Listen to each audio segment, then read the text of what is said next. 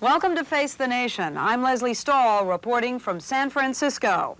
Can a housewife from Queens help unify the Democratic Party, which has been a house divided against itself? Walter Mondale and his choice for Vice President Geraldine Ferraro will come to the Democratic Convention in hopes of binding up the wounds inflicted during the harsh primary battles. But will challenger Gary Hart keep fighting? We'll ask the senator from Colorado. Was Mondale's naming a woman for vice president a masterstroke or a major mistake? We'll ask conservative political analyst Kevin Phillips and Brooklyn District Attorney Elizabeth Holtzman. Will the Republicans try to make Jimmy Carter a major issue? We'll ask the former president himself. The Democrats' man-woman ticket, is it a winning combination? An issue facing the nation. From CBS News San Francisco, Face the Nation with White House correspondent Leslie Stahl. Congresswoman Geraldine Ferraro represents Archie Bunker's district in Queens. Boy, the way Glenn Miller plays. Songs that made my head. Walter Mondale was gambling that the country would come to see Ferraro in the same glowing light as her working-class constituents in Queens do. Girls were girls and men were men. I looked for the best vice president, and I found her in Jerry Ferraro. Ferraro is living up to her reviews as an outspoken, tough campaigner. The president walks around calling himself a good Christian.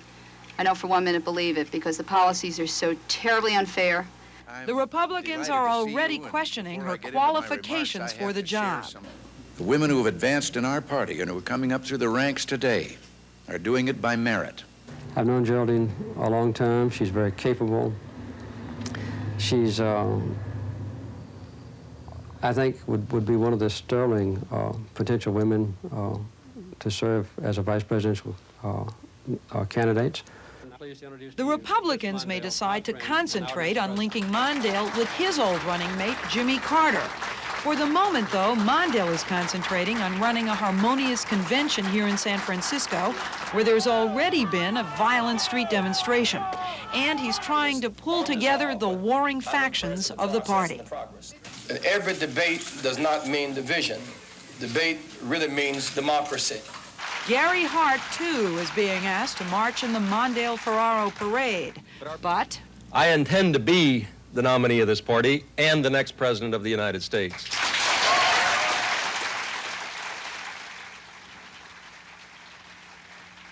Joining us now in the CBS News anchor booth at the Convention Center is Senator Gary Hart. Senator, it's the eve of the convention. Why do you keep insisting you're going to be the nominee? You don't have the delegates. A lot of people are saying it's a divisive factor here. No, I haven't heard anyone seriously urge that my presence in this race is divisive. We have at least 1,300 or 1,400 delegates coming from more primaries, more caucuses than any other candidate. And I think by bringing those delegates to this convention and the millions of voters that they represent, I'm doing this party a benefit and a favor, I think, for this fall. Do you really think you can win the nomination? Yes, I do, and I think the issue here is which of us has the better chance of winning the election. Excuse me, Senator, but you know, the numbers just don't stack up. The numbers have never stacked up. From New Hampshire, before, during the middle part of the primaries. This campaign has come up against great odds all the time. When are you going to start showing the Democrats that you can be a team player? Oh, I think I've done that throughout this race. I saw all the introductory material here about this program, about the wars and the fighting and the friction and all the rest of it. There are going to be very, very few fights on this floor over rules or credentials, none on credentials. I've given up all the credentials challenges. I've done a great deal, I think, to help heal this party. Well, I know you say that you think you're going to win the nomination. CBS News says the delegates committed to Mr. Mondale now are over the necessary amount to give him the nomination. But giving you... Well, they said that on June the 6th. Well, but it's true. No delegate is legally bound at this convention for the first time in years. And the only delegate count that matters is the one taken on Wednesday night. On the very slight possibility then, Senator, that Mr. Mondale can possibly get these delegates to nominate him, how vigorously do you plan to campaign for him and Geraldine Ferraro? I plan to campaign for this ticket as hard as any Democrat, any American, because I believe it's crucial to this country for Ronald Reagan to be replaced, and no one will work harder for this ticket than I will. Now, you've been saying you have a better chance of beating Ronald Reagan than Walter Mondale. Do you think he can beat Ronald Reagan? Oh, yes, I do. I think I can do it more easily. I think I can broaden this party's base, but I think Walter Mondale could win. Why do you say that now? Well, I've always said that. I've never said he couldn't win. I've always said I have a better chance of winning. Burt Lance. Burt Lance, Jimmy Carter's former budget director. Walter Mondale apparently wanted to name him the head of the Democratic Party, and the Democratic leaders rose up in revolt. And you seemed a little unhappy with that when you heard it, too. What was the major objection to Burt Lance in your mind? I didn't have an objection to him. I only questioned the need, before this convention began, to replace a very, very good chair, Charles Manette. I think he's done an excellent job. He has been very fair to me and to my campaign. So I didn't know what the hurry was to replace him on the eve of a convention in his home state. Well, now, people in your campaign say that the objection that they felt was that Burt Lance was a throwback to Jimmy Carter, the old ways. No one officially in my campaign took that position because that's not our campaign's position. I think the issue wasn't Burt Lance. The issue was what was wrong with Charles Manette, and I don't think anything. I think he's done an excellent job. You are coming to this convention, among other, for other reasons, but one big reason is to give a major speech here. And we're told that you are going to give the speech on your New Ideas theme that you have been campaigning on. And I'm wondering whether that will be interpreted once again as a sort of attack on Walter Mondale again, as the old way, as you kept calling him, the old arrangement. No, I don't, if this party is precluded from talking about the future, or any of its leaders from talking about where we ought to be headed and what we can do to solve this country's problems, then I think it's going to be a pretty dull convention and a pretty dull party.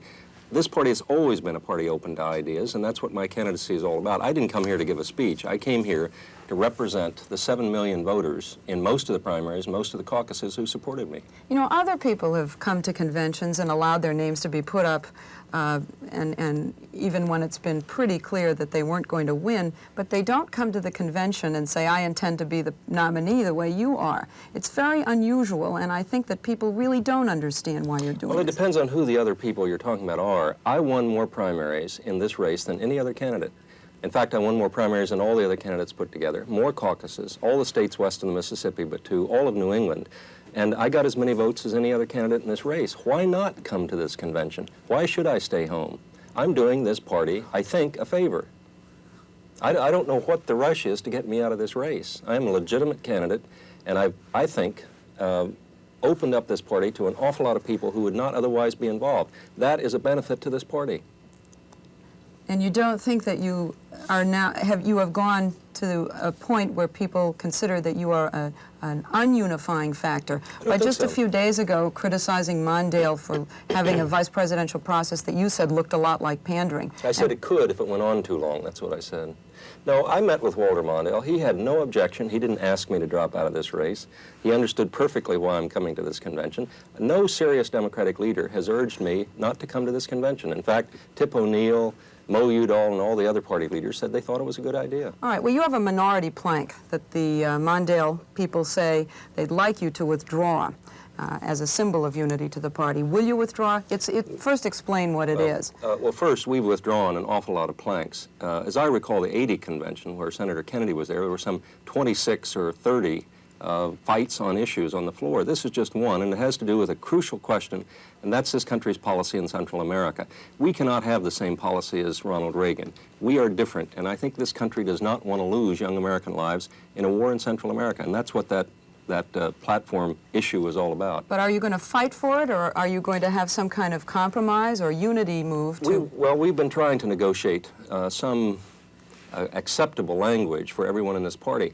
But it is a central and critical question, and one that I feel very, very strongly about. And I don't think it's going to divide the convention to have a serious debate for half an hour about what our policy in Central America ought to be. So you're not going to withdraw it?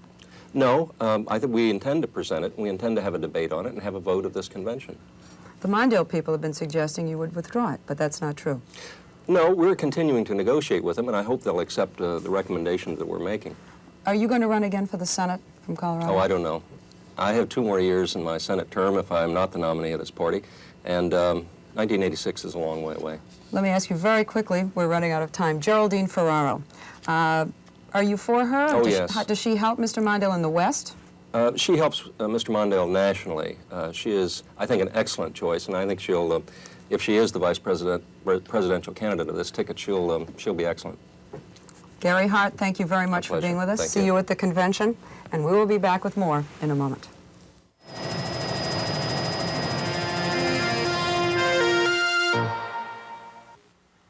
Jimmy Carter will deliver a speech at the convention tomorrow night. Walter Mondale's been urged to distance himself from Mr. Carter as the Republicans have been trying to make the former president an issue in the campaign. We asked Mr. Carter about that during an interview a few days ago in Plains. Well, I doubt it. The issues will be there, and I don't think they relate to presidents who've served in the past. But matters concerning nuclear arms control, peace in the Middle East, peace in Central America, our relationships with the Soviet Union, the size of a deficit, these are the kinds of things that will be brought to the forefront as issues in the fall. And my hope is that the decision will be made on the issues, on the character of the 2 parties, and on the character of the 2 men who might potentially lead our country. Well, his people say that what they're going to try and do is link Mondale to you and then bring up all the things that they think the public saw as negatives in your administration. And I would presume that, on the other hand, the Democrats will bring up the elements that were positive in my administration. Let me quote something you said recently at a news conference. You said you thought it would be a mistake for Mondale to associate himself very closely with you. Yes. Why? Well, I don't think that Mondale ought to run his campaign based upon our past administration. Nor would Reagan want to run his campaign based upon the administrations of Richard Nixon or Gerald Ford or Herbert Hoover or anyone else.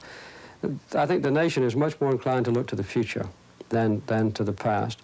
And we had some things in my administration that were very admirable and of which I'm very proud. We had some things that happened in administration that are not politically advantageous.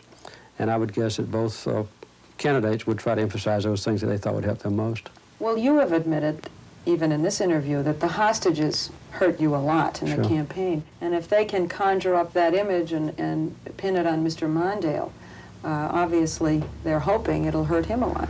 But that's dangerous business, because to talk about 70 or so hostages, all of whom came back from the Mideast safe and to freedom on the one hand, compared to the debacle in Lebanon, when we lost so many people in a useless and ill-advised military adventure, I think would not bode well for Reagan. You have made a lot of the fact that Mr. Mondale was your partner. Yes. How important is that really? I found Mondale to be very helpful to me. He made very important trips to foreign nations. I think after a few months, the foreign leaders knew that for the first time, perhaps in history, the vice president actually spoke with the full authority of the president. And when we had negotiating sessions with the Chinese, with Begin and Sadat, at the Camp David meetings and also in their own countries, when we met across the table with Gromyko or Dobrynin to negotiate the SALT II treaty and so forth, Mondale was right there. I made the ultimate decisions, of course, and enjoyed doing so. And on the few occasions when he and I disagreed, it was understood clearly that he had to support my position, and he always did. The Republicans say that the single biggest issue in the campaign will be leadership. And they, frankly, are relishing what they hope will be a spectacle in San Francisco of Mondale being unable to control his own troops. We've had some bad conventions. I think the 1980 convention was a bad one, because the primary impression that went out to the American people was that the Democratic Party was divided, and that we never were able to heal the Kennedy-Carter rift, even up until November. The 1968 convention was a bad one in Chicago. I think the 1984 convention will be a good one. I think the differences that now have existed in the Democratic Party because of a primary campaign, a tough campaign, will be healed. And I think the strong desire of the Democrats to replace Reagan in the White House will overcome any remaining differences among us. that's my prediction. I believe it's a good one. What advice would you give Mr. Mondale about debating Ronald Reagan? Well, I predicted before that President Reagan, as he did in 1980, will try to avoid a series of definitive debates, that he will try to have one debate where personalities and impressions and generalities can prevail. And my advice to both candidates would be to let the American people understand where you stand, and let there be a series of debates. Do you have any advice on tactics? Not yet. I doubt if he would seek my advice on it. I thought you were going to say he should lock up his briefing books. I don't know how President Reagan will do without the briefing books. I'm Leslie Stahl. Have a good week. Face the Nation with White House correspondent Leslie Stahl was produced by CBS News, which is solely responsible for the selection of today's guests and topic. This broadcast originated from San Francisco, California.